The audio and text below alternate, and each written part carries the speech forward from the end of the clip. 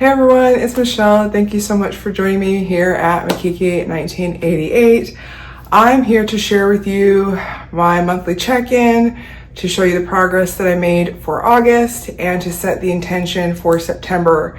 I am a few days late, but better late than never, and I'm actually really excited to share with you some of the progress and personal insights that I garnered by more closely documenting and writing in my planner and my commonplace notebooks.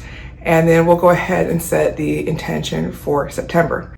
I'm going to go ahead and switch my camera over so you can view my planner. I'm going to give you a very personal bird's eye view into my planner setup, how I use it as part of my mindfulness tracking, and most importantly, to show you my progress through August. And then I'll go ahead and show you what I've already done in September thus far. So if you're following along and also trying to engage in your own personal mindfulness and be more intentional about your day-to-day activities and staying grounded in the present day, I hope that you find benefit from me sharing this with you. So let's get going. All right, so I wanted to give you a very up close and personal view of my planner, what's in it, how I've been using it, and how I'm finishing it out as I am in the last month of this planner. So first things first, I think I've shared before, this is a beautiful planner cover / notebook cover that I got from Portland Leather Goods. I did get this one brand new from a seller on Poshmark since the Anjou snap was unavailable. I love it because I really could double up and put another notebook in here if I wanted to, which I've considered. But right now I use the flap to hold things like stickers, notepads, things like that, as I like to add extras into my pages.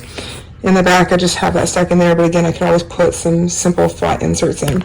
This notebook that I have in here I'm using, it is a tenuous notebook. This is their dot grid. I have been making my own plan for the last several months. I've enjoyed it a lot more as I have the flexibility to figure out my own formats and also what works for me. I've also really been enjoying customizing these. So this is from a set of stickers I had found on Amazon, and I went with the dark gothic or dark academia look. I really just love some of the quotes that came along with it. This one says, "Art, the conscious use of skill and creative imagination, especially in the production of aesthetic objects." This one's my favorite one. It says, "Forgive me for all the things I did, but mostly for the ones I did not." And just some other great stickers. So I had decorated the front and back covers, and then I did kind of a theme for each month as I set the pages up. So what I like to do is, and especially for this format, is I actually started with a monthly spreadsheet. So typically on here I'll have my content planning days planned as far as when I do my long and my shorts. Please take note of how I started in May versus how robust my content planning is now in September. And then when I'm not sharing this planner with you, I actually write in my monthly bills on this monthly sheet. Some of them are automated. I do like to go onto their websites live and pay for them in real time. It's just a thing that helps me stay better on track. And then I have a separate kind of log just to remind me of what my current monthly bills are, or how they're tracking as I'm paying certain things down, you know, like a car or credit cards. I didn't want to skip over the first part.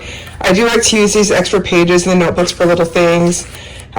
These are just some things with my current position that I'm really focusing on as far as building out some personas, outreach focuses, and just different notes like that are pertinent that I don't want to kind of lose track of. The most important ones go here in the front.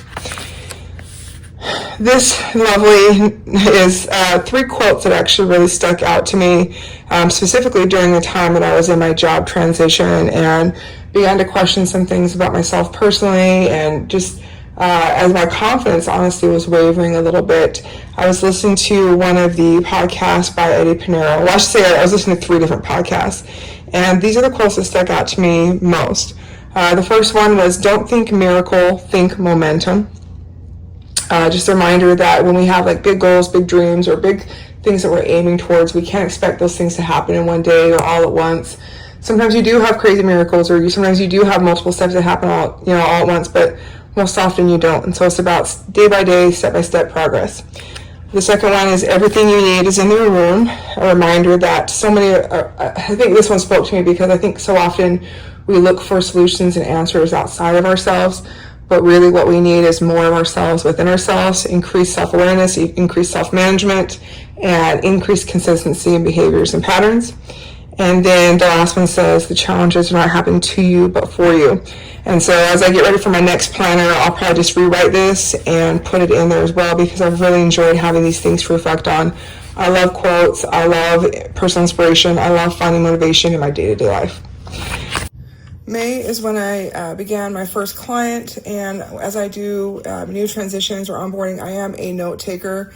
Yes, I also do use AI note taking, but writing things by hand actually is much more beneficial for memory and long-term retention, as you're not only seeing and hearing, you're using the kinetic movements to also take those notes. So that way the AI note taker can provide notes for the overall meeting, and I'll typically write down the bullet points or things that stick out to me most. So I have those for reference, especially as I'm starting new projects. So here's some additional notes, some meetings, some things and contracts that I was able to initiate for that client. I did mention that I have enjoyed incorporating and combining all of my notebooks into one. That allows me to have just one thing that needs to leave the house with me, especially as I travel or sometimes work out of my home office, whether I'm going to a cafe or what have you. And I feel like sometimes what deters a lot of us from getting into gratitude journaling is that those gratitude journals are so full. I don't need to write 5 pages or 2 pages or even 1 page of gratitude. I need to write consistent things to be grateful for.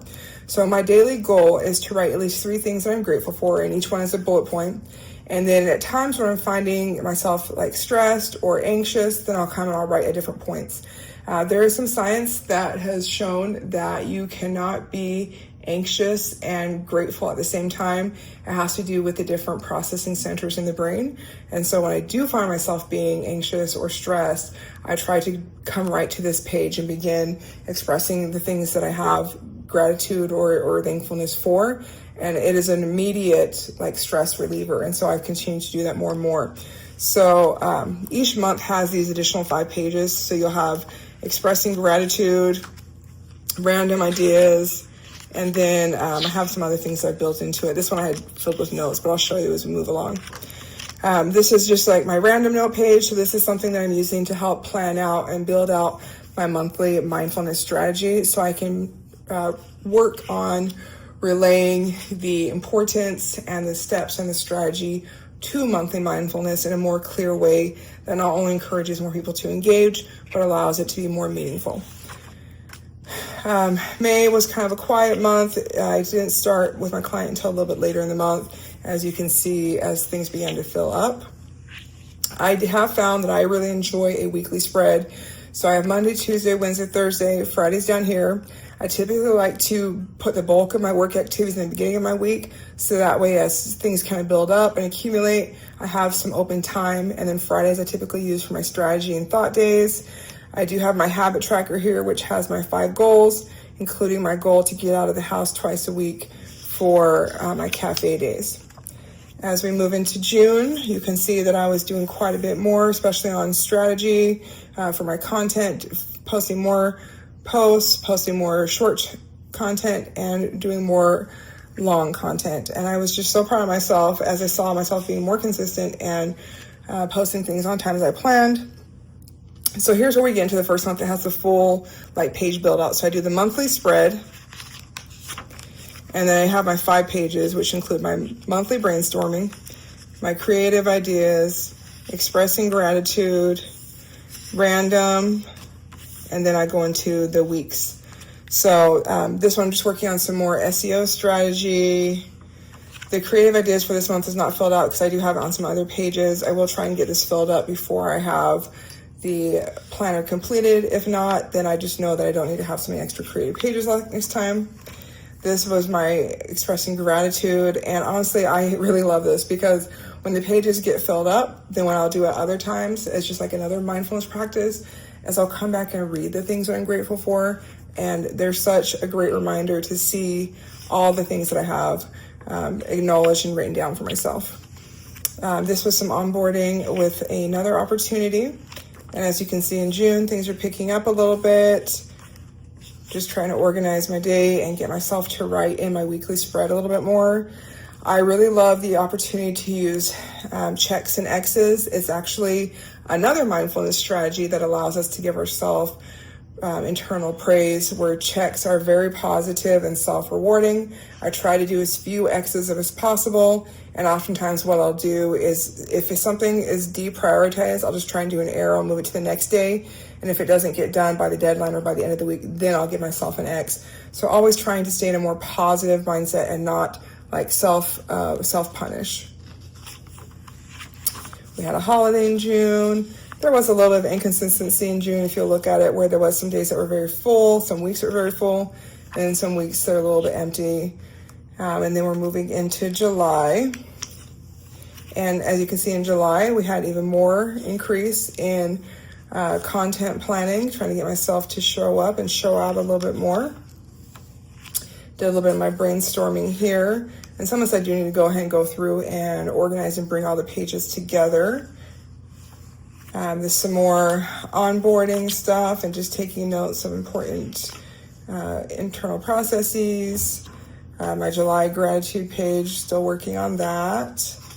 Honestly, I love the way that it looks with like my handwriting and like the stickers. And when I'm done with this planner, what I'll actually do is anything that is like something that I want to like archive or put in my long-term journals, I'll actually take these pages out and paste them into that journal. Just got some more personal notes for business. This was a repeated week, so this is actually blank because I had done it the week before. Working to get back on it.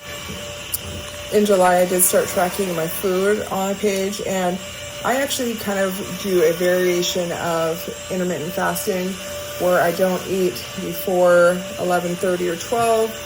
And I don't eat after 7 o'clock. I typically have 2 larger meals and then sometimes a snack or something that's kind of protein based, depending on what my workouts look like for the day.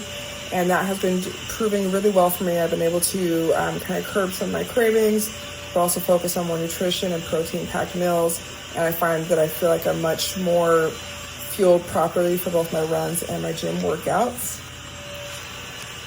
I haven't really kind of pointed this out the last few pages, but I do use the check process here. I've done really well to consistently hit my water goals. I finally now, which you'll see in August, have done so much better to hit my gym goals consistently. I'm still working on my reading, my gratitude, and getting out of bed on time, because sometimes the bed just tries to hold me down. Here we go, where we have a really great week. Lots of note taking, lots of goal meeting. And it was actually the first week of August that I officially started with this latest opportunity. So you can see the note-taking picking up, but you can also see that my consistency and my goals is picking up, which is great. Doing much better at filling out and reminding myself of what I ate, but also if I have any drinks that might have some additional calories or what have you, like matcha. I do not use a food tracker anymore. I do not track calories or macros anymore. I'm just focusing on whole foods, water, and nutrition. August, I did pretty well. I set a consistent routine for my long and short form content, but also posts. And then I added some additional ones and moved some days forward. Still working to figure out the best dates and times to post specifically on YouTube and now TikTok, but also understanding that, especially with some platforms, it's about consistency and longevity. So I'm learning, but also being patient. I haven't done a whole lot of my brainstorming in August yet because I still have back pages on the previous months I'm working to fill out, but also because I am using my commonplace notebook for a lot of the brainstorming. So as I'm looking at this planner, some of my strategy for my next planner, which I'm already building out, I'll have fewer of these pages. I'm going to move them all to the front so I don't have so many blank pages throughout the book. Haven't gotten to this month's gratitude page yet because I'm still filling out from July. And then you ready? Look at this. So much writing. Oh my gosh, my days were so busy, but also so productive, as you can see about all of these checks. What I love to do is if I run out, I try to keep my daily limit to this amount. I feel like if I have more than this for each day, then I'm trying to be overly productive. But what I'll do if I have a standout meeting or a high priority meeting, I will grab a sticky note and do some additional note jotting here. And then if that's something I want to keep in an archive, I'll just tape it here into the book like I did this one. If it's something that was just more like an immediate task and I just got it done and taken care of, then I'll crumple up and throw it away. As you can see, my goal tracking has significantly improved. This week I hit all my water goals, I hit my gym goals, I hit my reading goals. I almost hit my reading goal, I got 3 out of 5. I hit my gratitude goal, and then I was able to show some progress in getting out of bed on time. Friday progress is picking up, as was all of my food tracking. So it's really great. I love being able to look back on these and be like, oh, okay, yeah, I can see habits improving. I can see consistency in my planning. Like, this to me is a good, productive week without doing too much. I stay on track with my foods. My goal progress and tracking, amazing. I don't expect perfect. I just expect progress for myself. This was another good week. Probably could have done a little bit better on some of the food tracking. It's not necessarily that I ate bad, because I actually document regardless of how I feel like that I ate, but sometimes I just forget to write the meals down. Still did good with my personal goal tracking. This was a power week. Look at this. Look at this. I loved it. Again, all the stuff, all the positive things that were checked off, some additional notes, some focus, better on the food. Friday, stay productive, made consistent progress. I did drop off a little bit here on my gratitude journal and my getting out of bed. And then during this planner, I have put a little bit of a journal section, which I'll probably omit for the next one since I didn't really use it. I have a couple blank pages, and that was all for August. So I will give you a peek into September. I have completed the monthly calendar, but I've only completed the first week of content planning. I am going to go ahead and increase my content frequency. So I'm posting something every day and posting more long form videos each week. So I'll get that filled out today. And then I did get my notes in here written down, or my note pages. They're not used yet. And then my first week of September has been completed. And as you can see, this was a super productive day. As I've got 3 notes in here.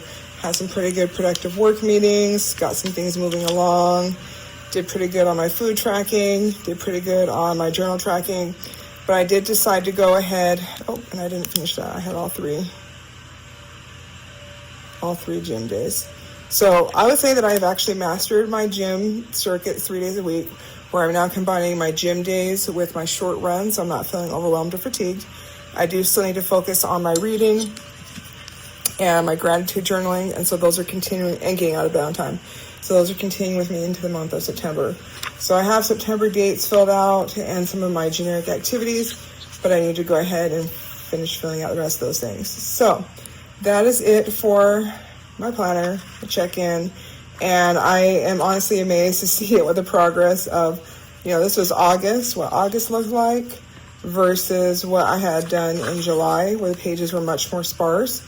And it wasn't necessarily that my workload dramatically increased, but it was just that my focus in writing things down and my intention about being productive increased. And so I am very excited to now see what September looks like versus August. I'm honestly hoping to be a little bit more organized and to not have crazy massive days of trying to quote unquote make up, because I do have a little bit of a problem with procrastination. But I hope that you guys enjoyed this component of my bird's eye view. We're going to go ahead and move back to where you get to see my sparkling smile as we talk about September's intention. Now that we have reviewed kind of what the last month has looked like for me and what September has started like for me, I want to just remind you that writing things down is so, so, so important. They say it's so easy for us to look at other people and observe their behaviors and recognize patterns and cycles in other people, but it's so hard to recognize our own patterns of behavior unless we write them down. And honestly, truthfully, that is one of my reasons why I really love writing in general, whether it's in my planner, in my journal, just regular writing, in my commonplace, or just writing thoughts, experiences, what have you. It has helped me to be more aware and cognizant of my own inner world, of my own ways of thinking. And when you increase your awareness, then you increase the opportunity to change maybe some of those patterns or some of those behaviors that aren't serving you well. My planner is my life. It is my physical brain. It is so, so, so cherished. I think I shared previously that this is a Portland Leather Goods planner cover. I specifically wanted it in this Anjou color. However, the Snap Journal was unavailable, so I did find it on Poshmark for a steal. And what I love about leather, as we use it, as we love it, as we cherish it, it gets worn in and you get a patina. And this is just so amazing.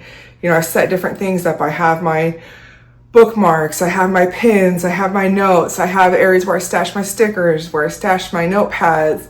And this has become such just like a personal love. And I know they say we can't really love inanimate objects because like one, they can't love us back, but this is so cherished. And I have gone through, I think this is now my third planner that I've made on my own and used in this notebook. And it has just become so meaningful for me to not only stay productive and, organized, and to really understand how some of my hobbies do relate to my real life and the progress that I'm making. Everything is interrelated. Everything is intersectional. And for me, writing things down helps me to realize, one, how I can incorporate more of my creativity or my hobbies or things that people always think won't make us money. But I will tell you one thing that I have learned by being both a writer and an artist is that everything has connections. Everything has connections. And especially for myself, where I've always had a very analytical career, engaging in the creative side of my personality and the creative areas of my brain has helped me to be even better in the analytical aspects of my life and of my career. And whenever I've had times where I'm like, oh, I don't have time for art, or I don't have time for writing, or I don't have time for this, and I try to just focus on the analytical self, all hell breaks loose. My mind, my body, my soul needs that creativity. And then there's been times where I wish that I could just do a creative job, but I can't do that either. I need both worlds. And this is what really has helped me to realize that. So for the month of August, or the first month, if you started along with this mindfulness track that I started, the first month's intention was love. Now for the second month, which also happens to coincide with September for those of us watching this in the present, the intention for September is trust. And this was one that like kind of popped in my mind. I was like, no, we don't need to do trust. We don't need to do trust. We can just leave that alone. I think sometimes I think about some of the things that I need to focus on, and I try to keep so many parts of my personal life private because I'm like, it's cheesy. People don't want to hear about it. People don't want to know.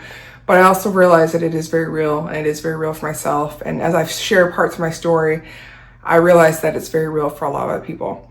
So the reason why I'm choosing trust is because I feel like that has been something that has been a big part of my life, especially over the last 10 years. I have shared previously that I spent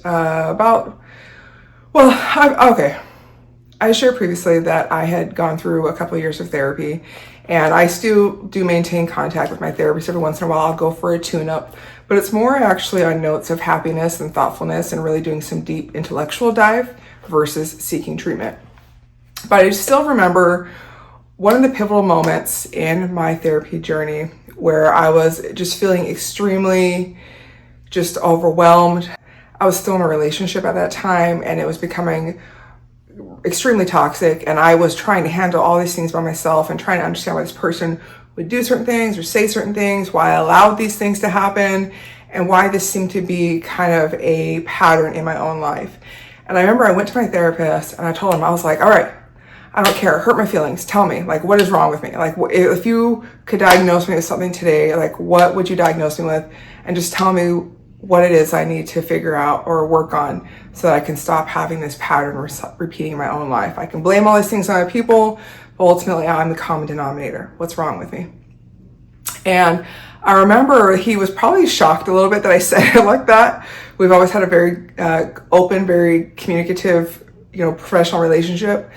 But I do remember he always sits with his notebooks and all that kind of stuff. And I remember he just closed the notebook and he sat up and he kind of leaned forward on his elbows and he was just like, Michelle, there's nothing wrong with you. He was like, at most, I would say you have this low-lying depression, which we had already talked about. He was like, but I think over your life and probably what started in your childhood is that you were taught or conditioned to listen to other people before you listened to yourself.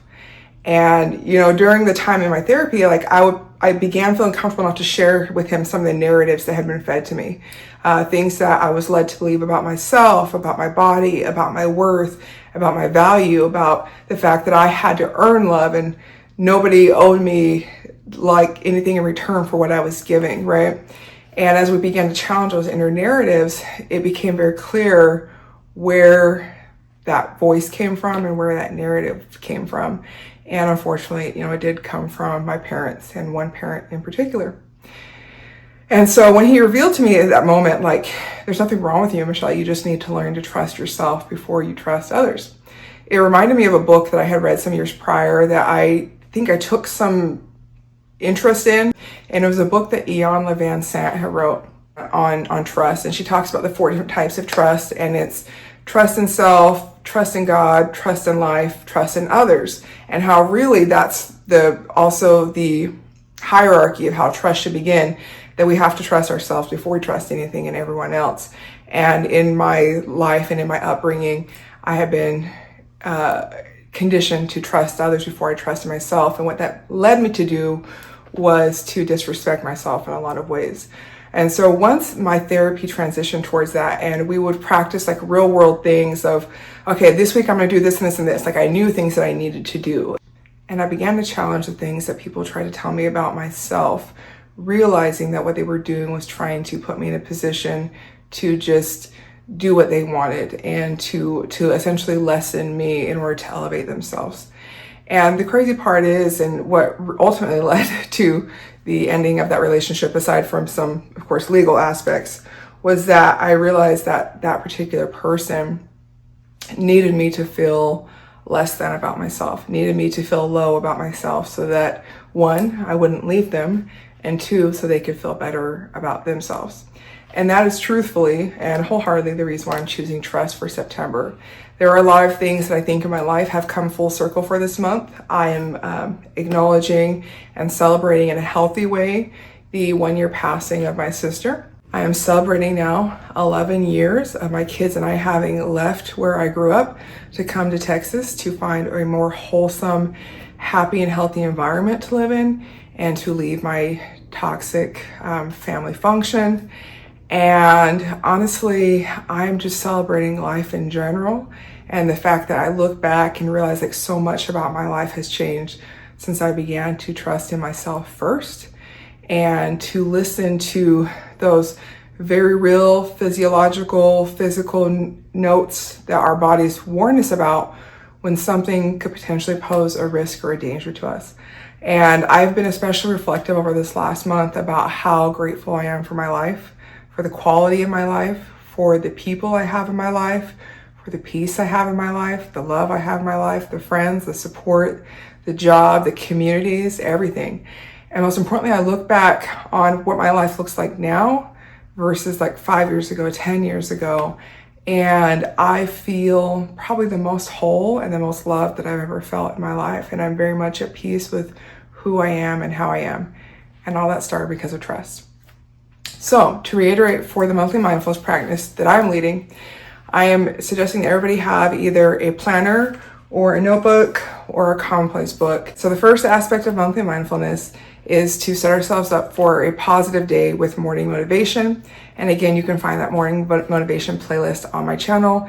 I do save new speeches or podcasts on a near daily basis, and the most fresh content will be at the top of the playlist, and you can scroll down for things that I have been saving previously. The second component is to focus and to remove distractions. And the third component is to empty our brains and prepare for a good night's sleep. So those second and third components do correlate with the easy listening and nighttime music playlist on my channel. So the easy listening component is the stuff that you listen to maybe during the day, during work, when you need to reset your brain, when you need to focus on work or studying. And you'll find that a lot of those are like easy listening, lo-fi, that type of music. And the third component, again, is the empty your brain, get ready for bed. That's the nighttime listening within that same playlist. You'll find adult bedtime stories. You'll find certain frequencies that are meant to help with restful, prolonged, healing sleep. And I hope that you find all of those things beneficial. For myself, and to take my monthly meditation a little bit further, I do also track a few extra things here in my journal.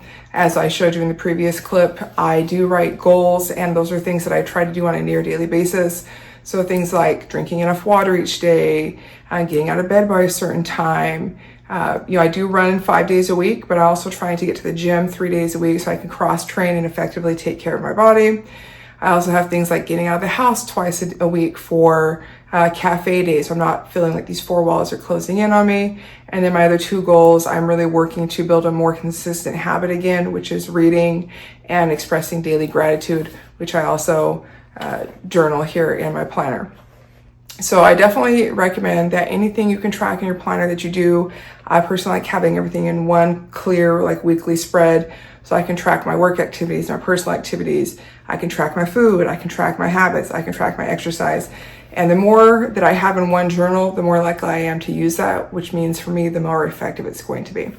So I hope you will join me in this month on our monthly meditation with an intention or the focus on trusting ourselves, trusting our life, trusting others, and trusting in whatever our higher power is.